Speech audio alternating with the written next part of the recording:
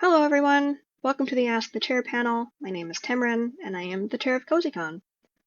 I have also been involved with staffing other events in the past, and I'm currently the vice chair of Halloween. I run the Canvas Swap zine, which is a collaborative art zine, and I am a freelance fantasy illustrator. Long story short, I apparently like to be very busy and doing something creative at all times. I took in some questions prior to this event airing, so this has been pre-recorded because I've got chair and vendor duties all this weekend, so I wanted to ensure that no matter what, this got done and could be aired. So, let's get down to it. So the first question from Nova and an anonymous asker: how did you come up with your persona's colors, and how did you come up with your character? So Temrin started off as a character on shadowlack.com, a sci-fi fantasy role-playing site with a canine feline dragon hybrid species that I've been on for over a decade. I was a teenager at the time, and her creation was a rather simple process. I just wanted a happy-go-lucky character, and I really liked black and blue, so that's how I chose her colors. She also had wings, though as you can see I rarely ever drew them. Truthfully, she did not last long in this form. A string of events in the role-playing forum landed her beneath the fangs of a vampire, and voila! Angsty Temrin was born. She is really not meant to be me. While there is certainly some small overlap, she is her own character with her own story, so I don't talk about her as me, even though I do go by her name.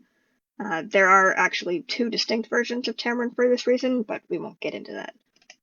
Temrin has evolved a lot over the years, along with my own growth as a person. I experimented with her character design more than a handful of times over the decade or so I've had her, and eventually settled on her current form with the black, blue, red, and purple colors, and a tattoo throwback to the Supernatural TV series, which likely isn't staying. But personally, I just like all those colors, and while sure, there's a little bit of color theory in there, that wasn't why I chose them.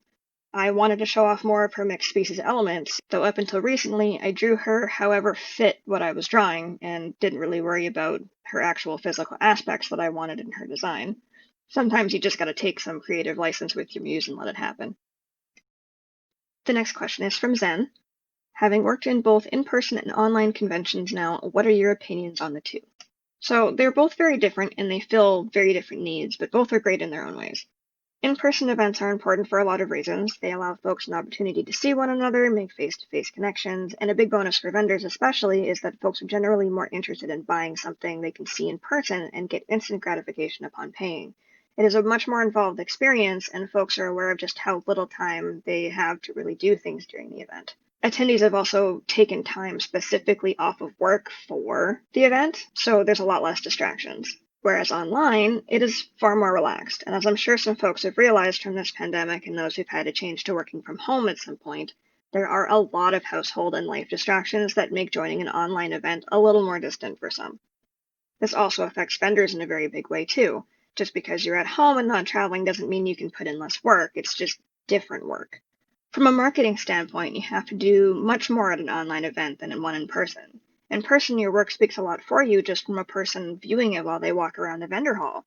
But online, it's only photos and videos of products, and folks will not see you unless you put in the marketing work alongside the event runners who should be promoting you too. There's also a big difference in staff needs. Online events have to focus more on online functions, such as joinable games, VR chats, streaming, and also even potentially a more rigorous conswag setup to include shipping. The list of differences can be quite large depending on the event and its goals. There is no function space, though, and that in of itself is a huge headache all on its own for in-person events. To be fair, I could go on for days about this, really. The nuances of running an event is long and complicated, and often highly misunderstood. Even online events take a lot of time. I've personally spent well over 150 hours on CozyCon this year, though a lot of that was setting it up for the first time, so that's always a big chunk. The next question is, what do you feel is the largest challenge in going from offline to online cons? Any other comparisons between the two you feel people should know more about? So a lot of online events already had some kind of event streaming and folks dedicated to program scheduling and marketing, and those are pretty big needs for online events. It can be really challenging finding something for everyone to do, though. If you're going from an in-person event to an online event, you now have departments that don't really need to exist anymore. Also with in-person events, when a live stream goes down, it might suck if you aren't there, but it's sort of understandable. It's not like their primary thing. As an online event, though, when there is internet or streaming issues, it's much more of a big deal because it's the only place that you're going to get that feed. So having people to make things run smoothly in that regard can be a challenge. And you also need to oversee a lot of it constantly, depending on how you run your event. Another thing is I've seen it become a difficult mental shift for some because there can be a disconnect to working and hosting an event entirely online, depending on how staff went about their meetings and communications prior.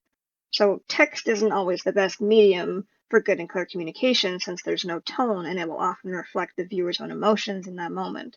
Though to be fair, this has been a challenge for in-person events moving to more digital planning spaces anyways, and I've definitely experienced it in the last handful of years that I staffed other events.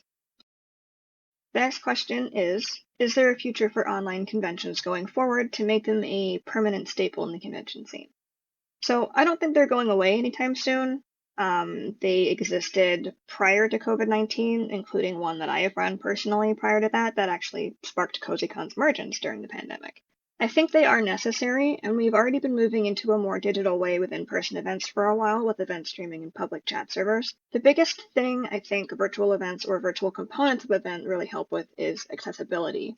There are many folks who can't travel, and even those who can, who may get stuck in their hotel room or at a vendor table for most of the event, and having online streams and chat rooms can really help bring those aspects of the events to folks who would otherwise miss it.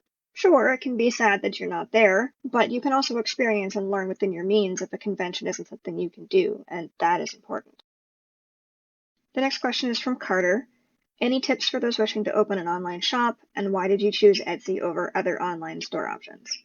So research is really important as well as knowing your budget. It's so important to know what features shops have, what their fees are, how they function on the back end, etc. Figuring out what's important to you in a shop and finding what works. So for me, I chose Etsy for a couple of primary reasons. One, I don't make a lot of online sales for pre-made or print-to-order items, so I needed something that would charge me per transaction instead of monthly. And two, while there are shops that could have sufficed, I also chose Etsy because at the time it was the only shop that had a halfway decent search function, which could lead to more sales from folks not already in my fan base, but those just searching keywords in the system. Most of the other shops I researched at the time lacked this entirely, or it was very limited. You really need to market your products regardless, but the chance that I could make an extra sale or two here and there just from my SEO and tags became something really important to me during my research. Now don't get me wrong, no shop is perfect, and Etsy certainly isn't. Some of their recent changes have caused a downturn on my sales, which is unfortunate, but always expect that searching for something like this will end up being a little bit trial and error. I have accounts on multiple sites just so that I could see what the back end looked like and see if it jived with me. The next question is from Zen. Now that we're in the second CozyCon of the year, how do you feel about its success? Did it reach the goals you had when you first started it, and do you feel it has room to grow and continue into the future?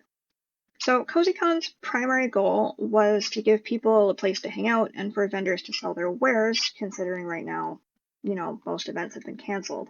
I think we were able to do this fairly well for what it was, a 4-person team with a Discord and a website. The biggest thing is being really clear to folks about the differences between online and in person, though. You aren't going to see the same sales online that you will in person, and I think that was a shock to some. It also really depends on the niche you sell in and that audience's expectations as well. There's always more to learn and explore both in events and in life, and I don't think that will ever change, nor would I want it to. Growing and learning is important to anything, and CozyCon is no different. We've implemented a bunch of changes since the first event based on the feedback we received then, and there are things we would like to do going forward if we can find the right people for it. That's always the biggest hurdle I find with events, online and off, is finding the right people for the jobs. But we're always interested in growing and learning. And the last question is also from Zen. Do you have a favorite type of commission or work to do? Okay, so this is super tough.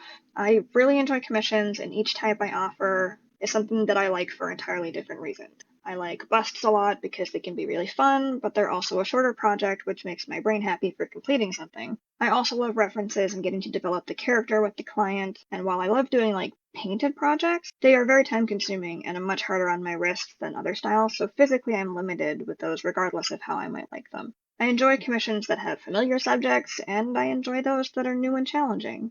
Each commission is like its own little world of information, and each one is unique in its own way.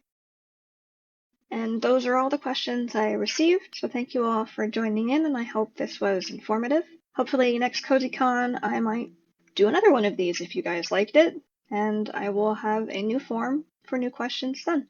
Please be sure to check out CozyConOnline.com. We've got panels and vendors and games and tons of fun stuff and places to hang out. And if you're looking for my personal work, you can find my stuff on WildElementStudios.com. I'm also under the name Temrin in a lot of places, and you can find the links below at the bottom of the screen.